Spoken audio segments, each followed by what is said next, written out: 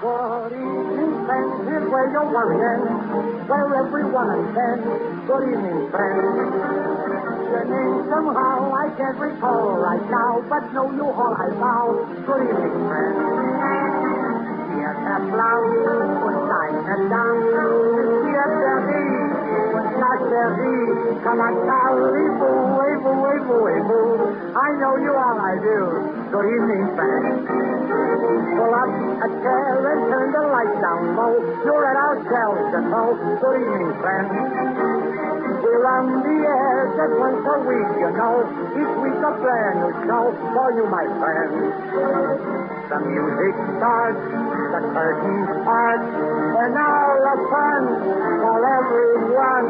Although it's true that I cannot see you, I almost feel I do. Good evening, friends.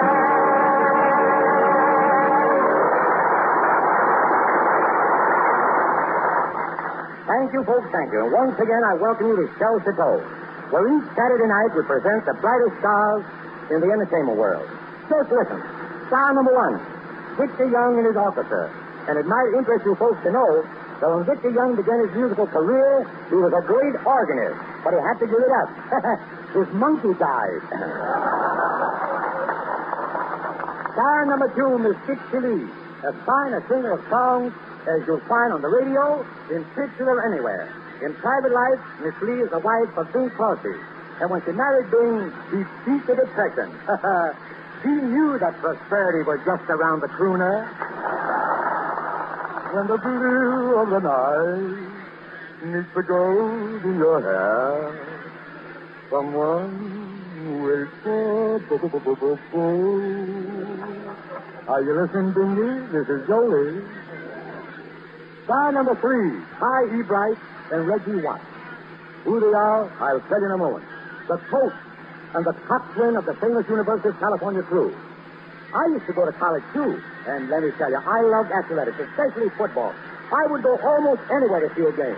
And I'll never forget the time up in Sing Sing prison when the prisoners played the Army team and Sing Sing won. Well, he gets through the truth of the old saying, the pen is mightier than the sword. Stars number four, Bill and Demley, those two hilarious comedians. These boys are dressed in electrical clothing, and why? Everything they're wearing is cars. Star number five, Richard Bosselman, one of our greatest picture stars. And we are happy to have him here in Shell Chateau. A few months ago, when I got through making a picture going to your dance, Dick met me at the studio and he said, Al, you look pretty well worn out. Why don't you take a little trip, say, to Honolulu?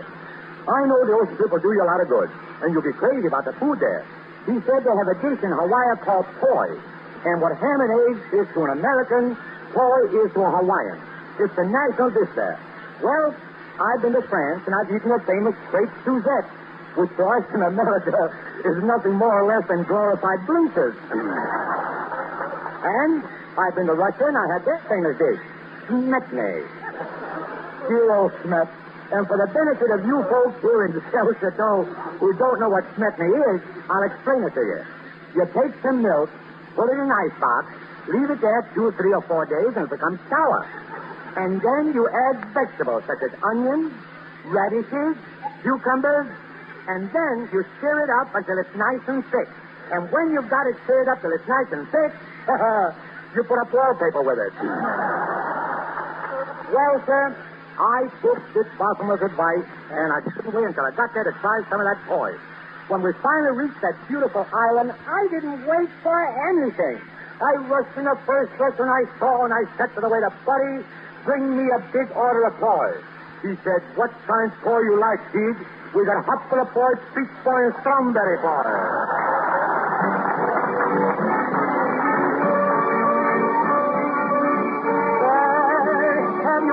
The girl who's the toast of the town. A work of art without a question. It gives your heart a quick congestion. Say, have you ever met the dream in that red velvet gown? If you were part of my suggestion, you better write a number down. She's the gay young bird, all the magazine speaker. On my word, she's the zippiest creature. Yeah, yeah. Yeah, yeah. She's the Valentine, all the movies are after. She won't sign cause she really don't have to. Declare, all the lady in red. The fellas are crazy for the lady in red. She's a bit gaudy, but Lordy, what a personality.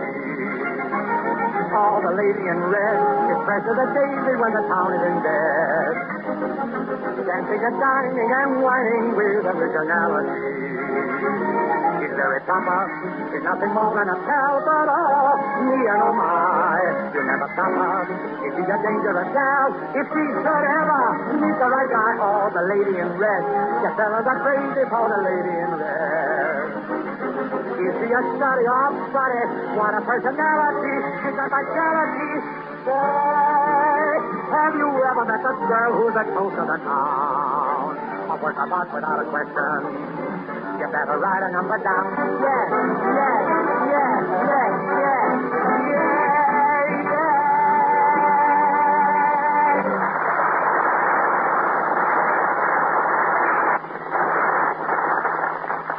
Our first guest in Shell Chateau tonight are champions.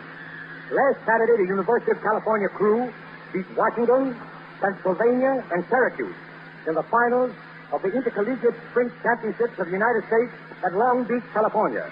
Tonight we have with us Reggie Watts, coxswain of the crew, and Ty Ebright, coach of the victorious California Bears. We'll hear from Reggie Watts in a minute. And now, may I introduce that famous coach, Ty Ebright.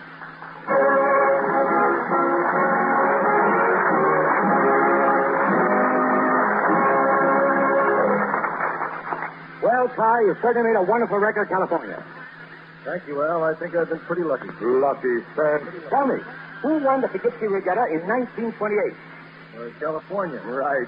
And that's the biggest crew race in the country, ladies and gentlemen. Now, what crew represented the United States at the Olympic Games in 1928 and in 1932? California. Hi.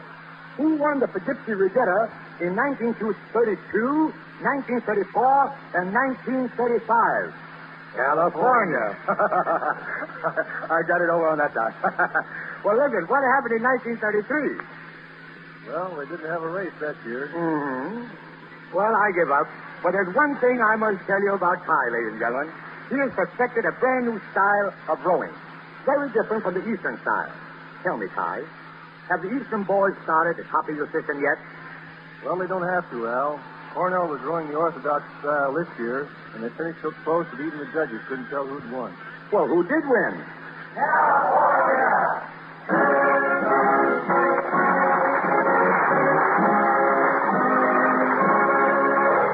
Thanks, Ty. And now, with the help of Reggie Watts, coxswain of the California crew, we're going to reenact for you the finals of last Saturday's 2,000-meter intercollegiate at the Marine Stadium in Long Beach. You'll hear Reggie Watts in person in the California shell. Ty Ebright is sitting on the sideline, worrying as usual. And now, over to the starters launch. Attention, please. There will be no restarting after the first 30 seconds of the race. If any breaking occurs during the first 30 seconds, the coxswain will raise his hand, and I will fire this gun several times. Are you ready, Washington? Okay. Okay, Syracuse? Okay. Okay, California? Okay. Okay, Pennsylvania? Okay. Are you all ready? Ready, all? Go! Go! They're off.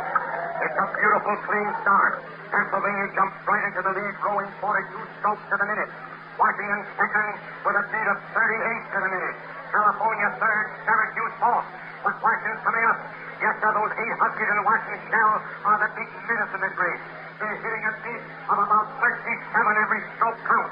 California hitting a 36 and is still in third place, only about 14 feet behind the leaders.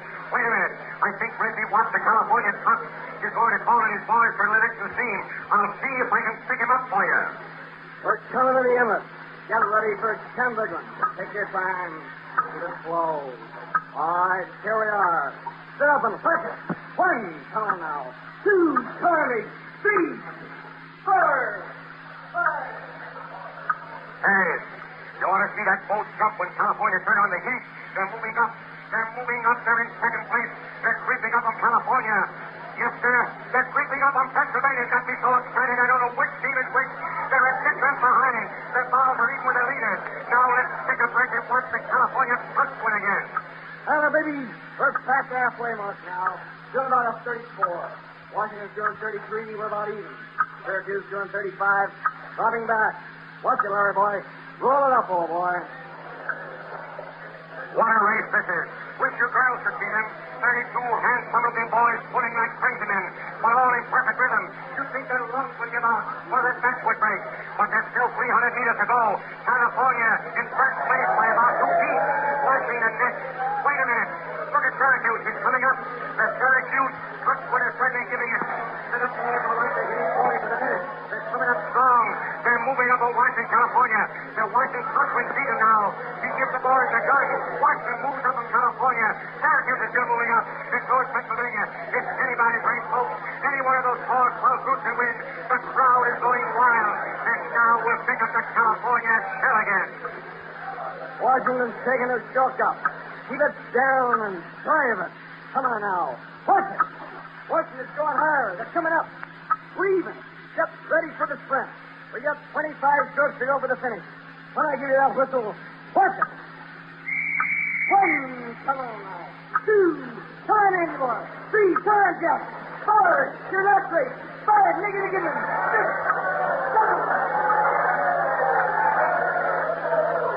5 more now. 1, 2, we're going to win. 3, we're going to win. 4, 5, we're over. California wins again. The boys just barely nosed out those Washington Huskies by about 10 feet in a terrific drive at the finish. But wait a minute. The boys are letting afloat to those 8 California bears that Graham Kohler Bridger wants to give him the traditional ducking. You know, folks, the cut with his kind of field general. He doesn't do any work at all, except to holler at the boys. And now the crew is going to get even with him for the loafing he's done all season. They're going to toss him in the wire.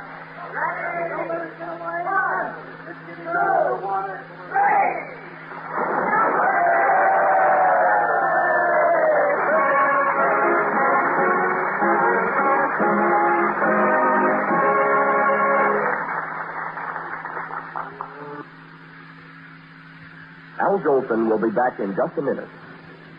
You're apt to be deceived about your everyday driving. You're literally going around in circles, and it's a lot farther around the circle than it seems. You're constantly swinging around a block or two to go here or there in the neighborhood. You're never far from your house, but your car is traveling a good many miles. Actually, 4 out of every 5 miles you drive are on short trips right around home. Now, this is the worst kind of driving for using up gasoline, because you're starting or accelerating the motor almost all the time. You can waste up to a cupful in just starting and warming up the engine, enough to carry you a mile. And you can waste up to another cupful when you accelerate to shift gears on a quick getaway. But now, at last, there's a gasoline specially suited to this stop-and-go driving. It's Super Shell, the first truly balanced gasoline. It gives you the 3 kinds of power you need in just the right proportion. Power for quick starting, power for accelerating and hard pulling, and power for steady running. Try a tank full of this new type gasoline. You can get Super Shell at no extra cost, but you'll find it cuts down the waste and so goes farther on your everyday stop-and-go driving.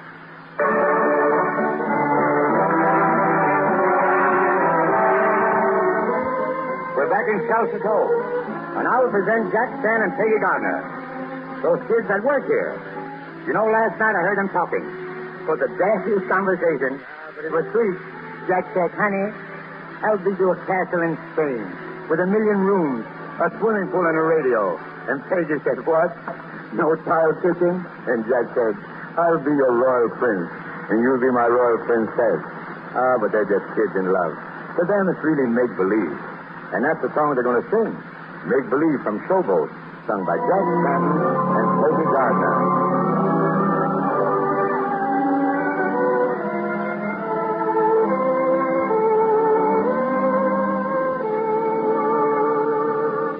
Oh,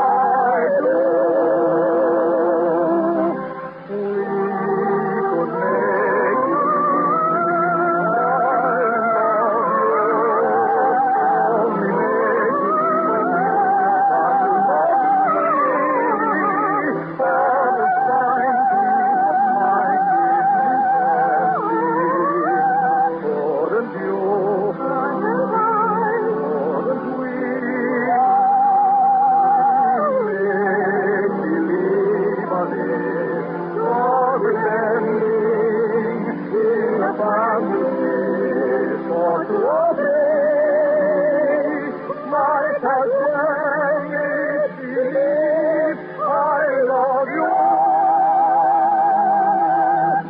Oh, to tell the truth,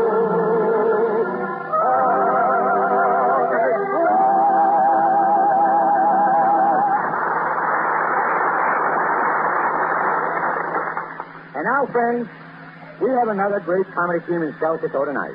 Two young fellows on their way to the top. Frank Gill and Bill Demling. If they make good here tonight, they're going to go east. If not, they'll go west. So it's up to you folks whether to go to New York or Australia. I give you Gill and Demling.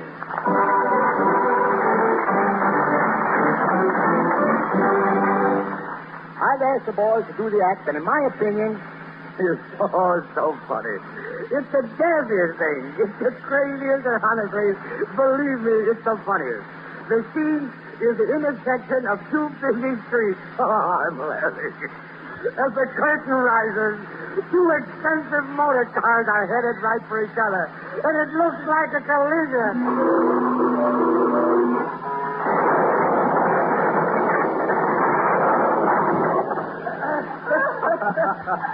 TSK to Sook to Sook.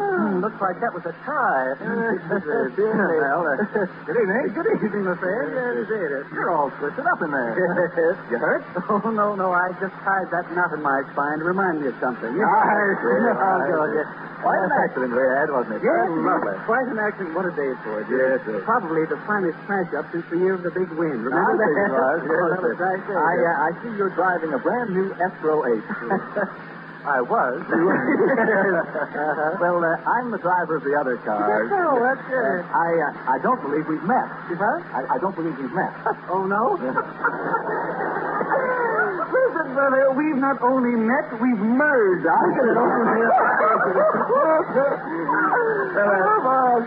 My name is Pip. It's what? Pip. Sounds like somebody opening a bottle of warm beer. Well, I'll tell you. My name is Quinn. Quinn? Yes, Coatn, Quinn. I don't know your Quinn. I thought you'd like to hear it. I sure smashed your car, didn't I? All my fault, too. No. Why? I haven't got any more brakes than a roller skate. Oh, no. Some. Your fault? Nonsense. It was my fault. I insisted. No. That's my fault. Yes. Now, listen. If I hadn't been looking at that blonde, I'd have made it. Don't apologize, old man. Besides, my uncle will buy me a new car. He will? Oh, yes. He's in the fish business. Oh, is that so? Yes. Well, does he make lots of money in the fish business? No, we can't get near enough to him to find out. I see. I'm not going to have you take all the blame. Oh, no. You probably didn't see me coming. Oh, yes, it is. Yes. I saw you coming. Yes, I saw you coming. Yes, I just wanted to see if I could beat you across the intersection sporting goods. I see what you mean. Well, better luck next time. I suppose, Yes. Was your car streamlined? No. It sure is now. Listen, I wouldn't own, confidentially, to Chris you and me, I would not own one of those streamlined trucks. You wouldn't. They look the same at both ends, you know. Yeah, I know. Isn't that all right? No. Listen, a friend of mine had one, see? Yeah. So he drove into a gas station with his mother-in-law in the back seat. I do, yeah. What happened? What's with that? Well, the car looked so much alike at both ends. Yeah. The serviceman put 10 gallons of gas in the gas tank and 40 pounds of air in the mother-in-law. 40 pounds, boy. That's too bad. Yes, he only holds 35. Listen, I mean, it's the heat that your car is worth holding away. It's just a lie. Well, I don't know. It's pretty well folded up. With a few keys on it, you'd think it was an accordion. Well, it'll make a nice place to throw razor blades. Listen. You could get my windshield? The windshield? Oh, well, let's say it's shatterproof. Yes, shatterproof? Something must have gone through it. I was going... what was the crack? Something must have gone through your windshield. It was me. Get a load of the fender over here. Mind you. Boy, you certainly are the original Omar the dent maker. Yeah, you do it. I'll show you a trick. If I touch it, it'll fall off. It did. before you call your shot, listen, how is the motor, the thing you want? My motor? Yeah. I haven't seen it since you pushed it into my lap. How's yours? My motor? Oh, it just fell through on the pavement. There it is, sticking over there. What an accident, I never had more fun of it. We couldn't have done better if we'd been drunk. No, but we'd have enjoyed it a darn sight more. Listen, were you going fast? Oh, I was doing 50 at least. 50? Yeah. Sure. What about you? Well, I passed 2 fire engines and an ambulance in the same block. If that'll give you an idea. Yeah, it's pretty good. Hey, Huh? did you happen to go through any stoplights? How should I know? I'm colorblind. Oh, you're colorblind? No. That makes it hard to tell. Well, how about your insurance? What are you going to do about it? Insurance? Come on, tell me all about it. I haven't gotten it. No, I knew this one, boy. It's really on you. Hey, wait a minute. What's that in your car there in the back seat? My wife. Oh, your wife. The old ball and chain. Yeah, Yes, your wife. Huh? Is she hurt? I don't know. You don't know? She hasn't come through yet. Have you been married very long? Oh, yes. I married her in the 3rd grade. She was in the 3rd grade. She was in the 3rd grade? Yes, she was 24 at the time. Oh, I see. You know, listen, she never forgave me for it. She didn't want to. She always claims the marriage interfered with her education. Well, I got to be getting along. You gotta go. I got to get out of the office. You know how business is. Yes, I know. It's rotten. Yeah, it sure is. Well, so long, Mr. Quinn. so long, Mr. Pips. You know. Lovely action we had. Yeah. Listen. I do a lot of driving around here. Yeah, so do I. I know we'll run into each other again.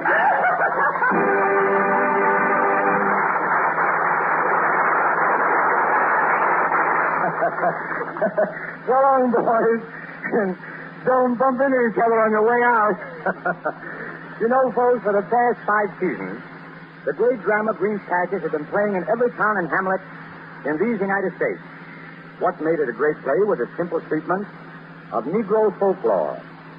We're not fortunate enough to bring you to play here in Shell Chateau, but I am fortunate in having a song called Green Patches, a song that follows closely the pace and the spirit of the play. This song has for its setting a revival meeting in the Old South. Green Patches, if you please, Victor.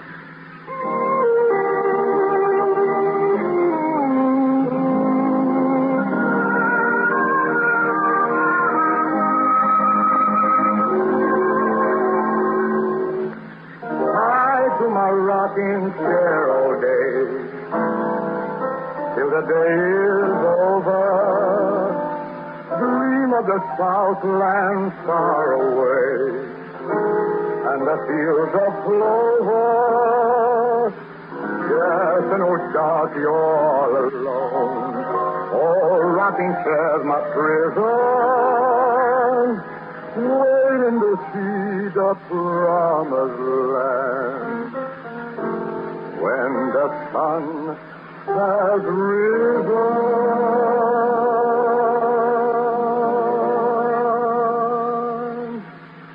carrying it back to green, green pastures.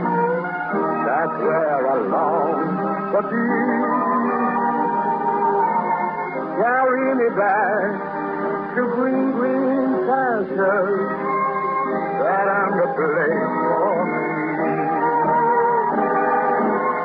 I want to see the fields of cotton close to that Swanee shore.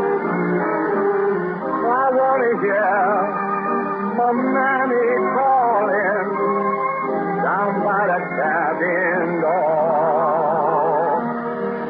Oh, rocking chair, keep on singing, rocking me to and fro. Sometimes I hear the angels singing, chariots swinging low. Swing low, sweet chariot,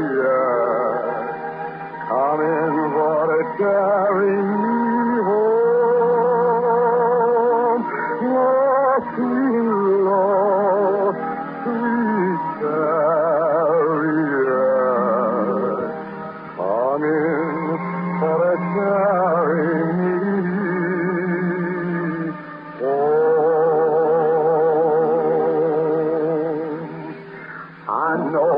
that there's a land of promise waiting for weary souls. Carry me back to green, green pastures, down where the Jordan rolls.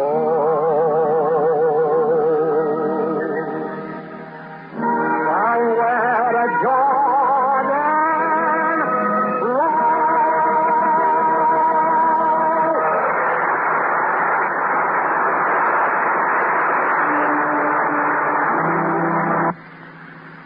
The performance at Shell Chateau continues in just a minute. At a track meet, it's seldom that a man takes part in more than one event. Some men are best for the 100-yard dash. Others are best for the mile run. And still others are best for the shot put. Only now and then is there an all-around athlete who can place in several events. Now, it's the same way with gasoline. Some are best for quick starting. Some are best for hard pulling, accelerating and going uphill. And others are best for steady driving. But what you need is a gasoline that's mighty good at doing all three. Because 4 out of every 5 miles you drive are right around home. And on this stop-and-go driving, you're using up fully as much gas for starting and accelerating as you do for running along. Shell engineers have finally been able to produce this all-around gasoline that you need. It's Super Shell. It's the first truly balanced gasoline. Tests have proved that Super Shell is way above the average in giving you all 3 kinds of power. Power for quick starting, power for fast pickup and for hill climbing, and power for steady driving. Here's what it'll mean to you. By using Super Shell, you cut down usual waste on starting and accelerating. Every tank full lasts longer, gives you noticeably more stop-and-go mileage. But see for yourself. Get some Super Shell tomorrow. It sells at no extra cost.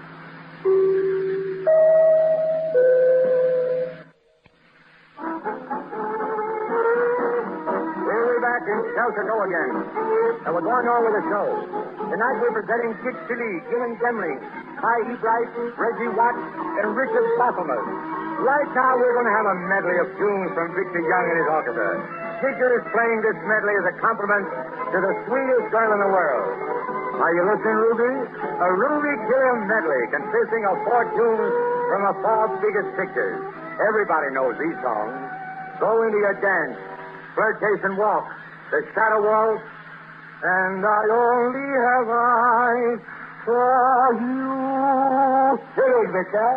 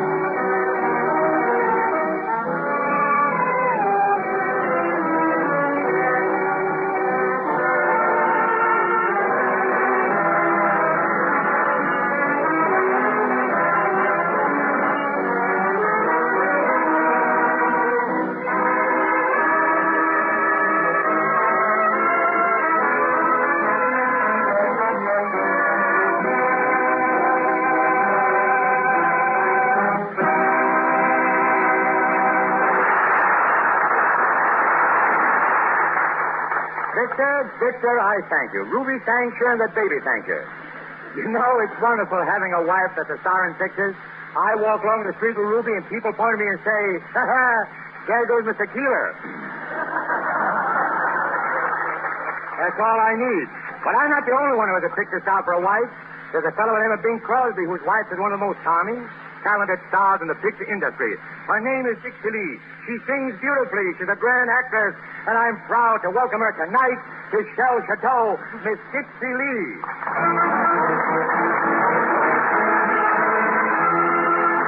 And now Miss Lee's going to show us a typical day of shooting on one of her pictures at Paramount. I could have said Warner, but she is at Paramount. We find her in her dressing room getting ready to go out and sing a number. I love you. I love you. Who is it? It's Dave Floyd from the publicity department, Mrs. Crosby. Oh, come in. Say, Dixie, look at this swell spread I got in the movie guide. 2 whole pages with nothing on them but pictures of Bing Crosby. Is that terrific or is it terrific? That's terrific. Are there any pictures of me in that magazine? Oh, how should I know? Well, come on, Dixie. I love you. I love you. Who is it? Joe Feigenbaum, Mrs. Crosby. Well, come in, but don't call me Mrs. Crosby. No, well, listen, Dixie, I got an absolutely wonderful idea. It's a story that'll positively shake the industry. Sort of a detective story with smart lines, lots of comedy. Only it's about a federal detective. Like it? Yeah. Why don't you call it The Thin G Man? Great. Say, it'll make the most colossal picture Bing Crosby ever made. Don't you think so, Mrs. Crosby? I think so. Get out of here. Okie dokie. So long, Dixie. I love you. I love you. That's all that I can say. Crosby. She's not here. Well, maybe you can tell me. Where's Bing Crosby? I never heard of him. Hello. Oh, you ready to shoot the scene? I'll be right over. I love you. I love you. That's all that I can say. I love you. I love you. Oh, good morning, Mrs. Crosby. All ready to shoot? Now, wait a minute. Don't you call me Mrs. Crosby. I'm Dixie Lee. And all I've heard since I got here this morning is bing, bing, bing. Why don't you give me a break? Honestly, if you want me to sing this very beautiful number this morning, you hadn't better mention the Crosby name again. Do I make myself clear? Absolutely. Now, if you'll just stand here, please, so we can check the lighting, and then you can go right into your song. Dixie. Okay. There, that's fine. Now then, I told them to take that phone out. Hello. You can't speak to Miss Lee now. She's on the set. Oh. Well, just a minute. Who is it? It's the singer. His initials are BC. Oh, BC. Well, I was Dixie Lee, BC, before Crosby. Give me that phone. I'll talk to him. Hello, dear. Oh, you can't find your shoes. Since when are you wearing shoes in the daytime?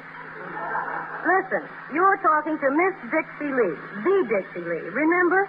Yeah, and she positively cannot be interrupted on the set because the overhead is $10,000 a minute. You have to have your shoes because Will Hayes is coming to see you. I don't care if the governor's coming to see you. Make him take his shoes off and you can both go waiting. Goodbye. Would you like me to sing this song now? I certainly would. Hit it, boys.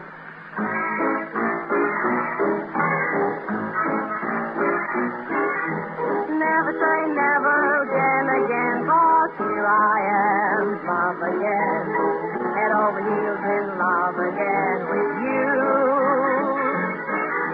Never say never, kiss you again, 'cause here I'm kissing you again. That's the thing I said I'd never do. I turned my back and said goodbye. I was hasty, wasn't I? Missed you so I thought I'd die. It's all over now, throw my hat in the sky. I'll never say never again, 'cause here I am, in love again. Head over heels in love again with the same sweet you. Why did we ever quarrel? Say goodbye to love. Must have been insane. What was I thinking of? Here we are back together, happier than before. All I can do is promise forevermore.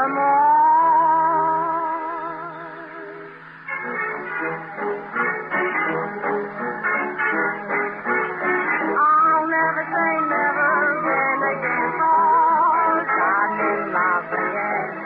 Head over heels in love again with you. Never say never, kiss you again, 'cause I'm kissing you again. That's the thing I said I'd never do. I turned my back and said goodbye, but I was hasty, wasn't I? Missed you so I thought I'd die. It's all over now, throw my hat in the sky. I'll never say never again, 'cause I'm in love again. Head over heels in love again with the same sweet you. Head over heels in love again with you.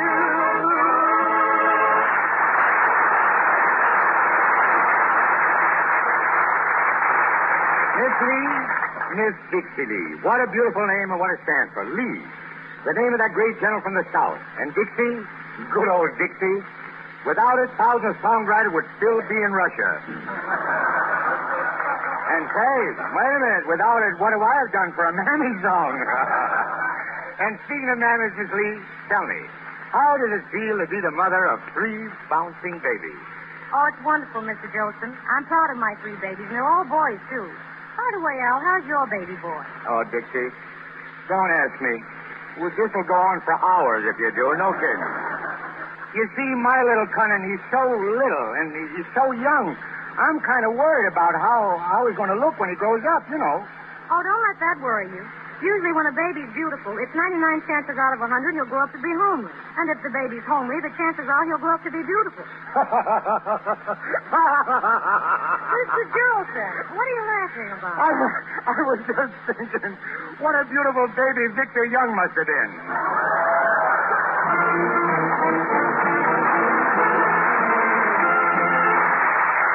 Thank you, Dixie Lee. And now I don't really need to introduce our next guest star this evening. All you people at the Chateau know him. Everybody knows him. Ladies and gentlemen, Mr. Richard Bosselman.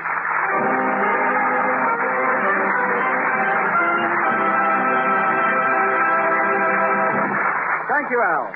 Good evening, ladies and gentlemen. Tonight it's my pleasure to do a scene from Norman Krasner's play, Small Miracle. It was an instant success when it was produced on Broadway last fall, and I was delighted to have the chance to make it into a picture which we called 4 Hours to Kill. The action of the play takes place entirely in the lounge of a New York theater while the show is going on upstairs. I play the part of Tony Mako, a convicted murderer, handcuffed to Joe Taft, the detective. This part will be played by Jolson, who played it with me in the picture. The detective and the murderer are killing time at the theater, but after the show they are going to catch a train for the West, where Tony Mako is to be hanged. We have just been listening to a young man telephoning a hospital for information about his wife, who is expecting a baby.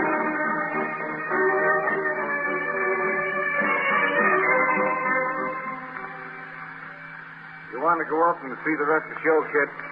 No, thanks, Copper. Say, that having a kid must be a funny feeling. I mean, for the man, too. Oh, everybody goes through that. Not me. All my life, I knew I wouldn't have a kid. I had a hunch. I thought maybe I'd get married sometime. I could imagine that, but I guess I ain't got much time to get married now. You got to have a day off to get the license. And I ain't got the day. Say, I guess I'm lucky at that I ain't got a kid. How would I feel? You got any kids? Who, me? Sure, I got a girl, 13 years old. No kidding. 13 years? Yeah. She graduates public school day after tomorrow. Smart as a whip, that kid. Hey, I'll bet you're excited. Yeah. If I didn't have to take you on this little trip, I could be at her graduation. If you want my permission, we can postpone this trip. Say, Connie, I'd like to ask you something. Yeah? If you don't feel like talking, just tell me and I'll shut up. You know every cop in New York knew you were in town. And for the last 2 days, we all knew you were right in the Times Square district. Yeah. Now, what's the idea of breaking out of jail 2,000 miles away and coming to the one spot you were sure to be picked up?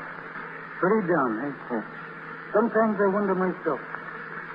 When I was in jail, I only wanted one thing. I wanted to kill myself. I used to wake up in the middle of the night screaming. All day long I'd be in a cold sweat. It'd come right through my clothes, soaking wet. I thought if I could only knock myself off in a hurry, that's all I wanted. Once I tried it. You did? Yeah. I planned it all out. I put my hand on a bed spring, and the doctor came in with the iodine. That's what I was waiting for. I grabbed the iodine and swallowed it. But there wasn't enough of it, so all I got was a bellyache. You think I'm a coward? Once I killed 4 guys by myself. Huh? But that was all right. I was allowed to kill them. There was a war going on. Oh. No. I'm no coward. I thought about getting knocked off lots of times. I figured maybe I'd get shot sometime. But I wouldn't mind that if it was quicker. Or maybe the electric chair. That didn't seem so bad. But hanging, I never counted on that. I used to sit in that jail and hold my hand over my mouth to stop breathing. Did you ever try it? You feel like your eyes are going to pop out of your head in another second, and you've got to grab your hand away. I used to try to keep my hand there just that extra second to see how much it hurt. But I couldn't do it. You're torturing yourself. I was going out of my head. And then I said to myself, what's the matter? I'll try and get out of here. What'll I do about it? Shoot me in the back? I'd thank him. That'd be a favor. And you got out, huh? Yeah. But they double-crossed me. Nobody shot me. You should have stayed away from New York, kid. Yeah, that's the funny part. Once I got out, I didn't want to die anymore. But I knew I was going to get caught sooner or later. Then I wanted one more thing. I wanted to pick somebody. He was in New York. You should have stayed away. Say, you can imagine how I must have hated that. I just wanted to see him dead. Right in front of me, and then I wouldn't mind hanging anymore. I just wanted to kill him.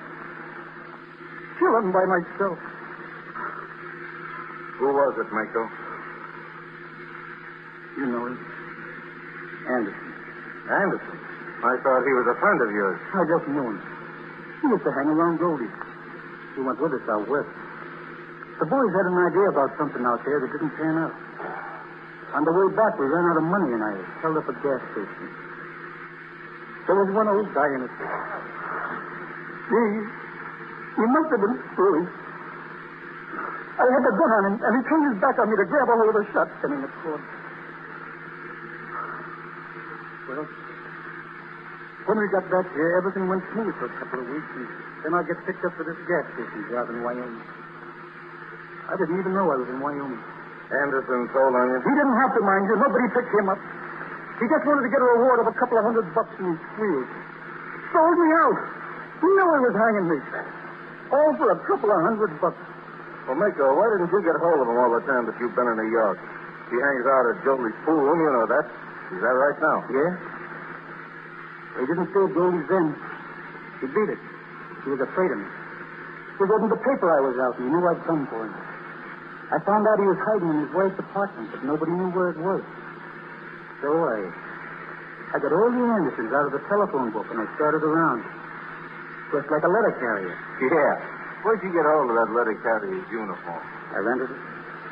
Said I was going to a party. It was just like a pass. That uniform was certainly clever. But it wasn't clever enough. I still had 20 Andersons to go when they picked me up. You, feeling sick again? No, I'm all right.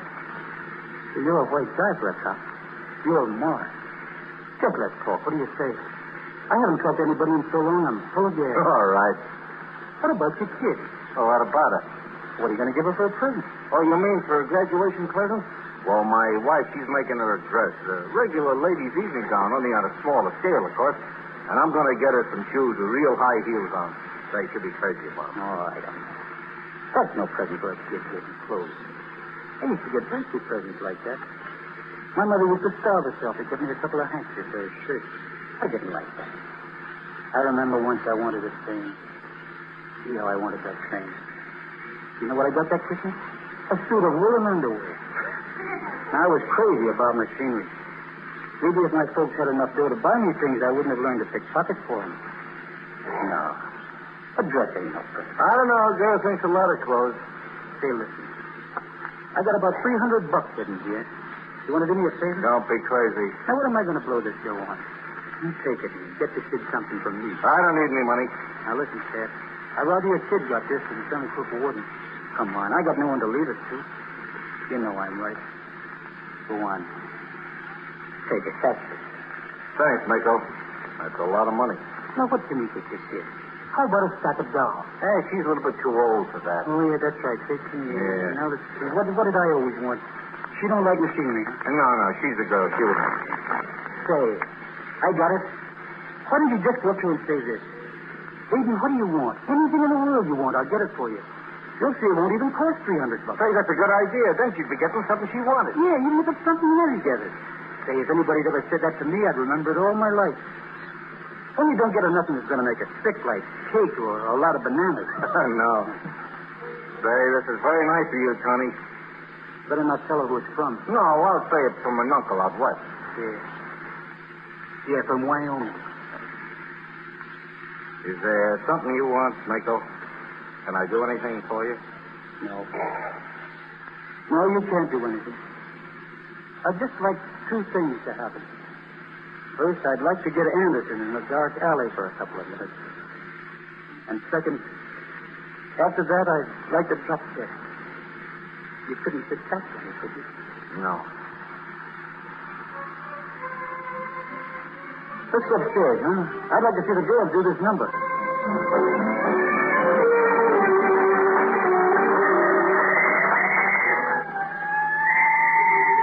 Tony Mako escaped. He steals a gun from the theater house detective. Leaps through a watching window and is free. But while Times Square swarmed with police searching for him, Tony re-enters the theater lounge and telephones an answer after Anderson. He disguises his voice and asks Anderson to come to the theater at once. Then hides in a telephone booth that is marked out of order. He knows they won't look for him there. Anderson is now in the lounge, where he's being questioned by Detective Tabb, while other police search the room for Tony Mako. They look everywhere, except the phone. He called me, Sam. He told me to come in. I thought you said your wife called, Anderson. No, he called me. I didn't recognize his voice. He said he had a message for my wife. There's blood on the carpet. He must be hiding around here. What did I tell you? He's waiting for me someplace. He'll kill me. Now, where the devil does this blood leak? You've got to protect me. Take me to jail. I'll go any place. Oh, shut up. Somebody's going to hurt you. Oh, he went over this way. He'll get me. He's crazy. I tell you, he's a killer. Ain't yelling. Put him up. Mako. Here we are. Don't be a fool, Tony. You can't get off this block. You don't see me trying, do you? Well, Anderson, how do you feel? Schooling again. I didn't know you were here until you started talking so loud. You always did talk too much, Tony, I didn't scream any. They knew it anyway. They came to me first. Honest, they did. I could shoot you in the head, but I wouldn't do it. You'd be dead. Mako, don't do it. I'll try to help you. I'll get your life imprisonment. You can trust me, Mako. But I want you to die slow. I want you to die in pain with a bullet in your stomach. Tony. That's the worst case. Your insides will be on fire. You'll feel like you're all burning up. It's worse than hanging, Anderson. No, Tony, stop it. Don't you, coppers! How is it, Anderson? Don't be dead too quick. You'd like another bullet, my friend, but you can't have it. They wouldn't kill me quick, either. They were going to hang me. Dead already, huh? Don't try anything. Remember, coppers, I only get hung once. Anybody I kill now is on the house. Don't start after me. Stay where you are. You'll only save yourself from getting hate. I don't want to shoot anybody. You got him, Joe. You got him.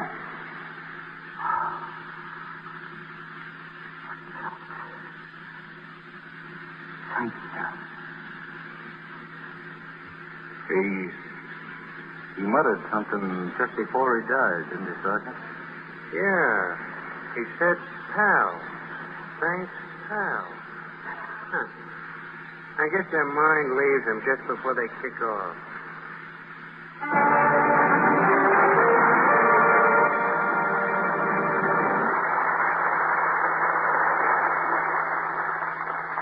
Thank you.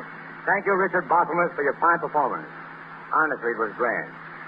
Everybody likes good drama, and everybody loves a love song. And I have one for you tonight. It's made to order for summer romance. The title is Moonlight and Magnolias. Ah, what a combination. You furnish the girl, and I'll furnish the moonlight. Play it, Victor.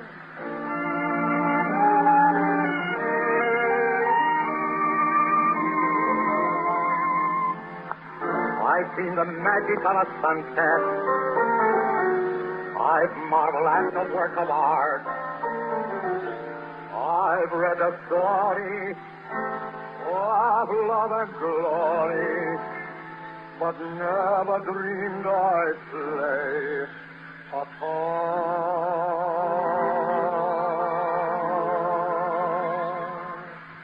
Moonlight and magnolias made a silvery scented lane, blessed with a love refrain, where I flow with you. Moonlight and magnolias wouldn't let us say goodbye till the stars away up high faded in the blue.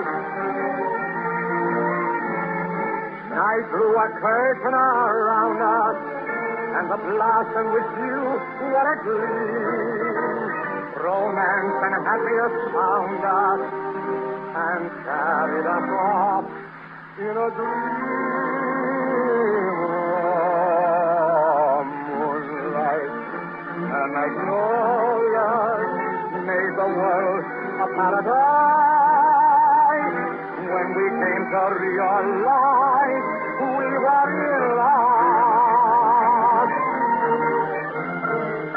Moonlight and magnolias made a silvery scented lane, blessed with a love refrain. Well, I stroll with you.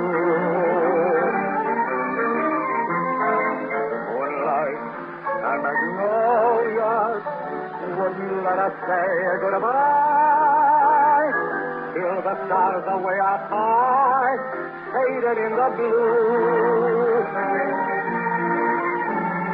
Night drew a curtain around us, and the blossom with you, what a gleam. Romance and happiness found us, and carried us off in a dream.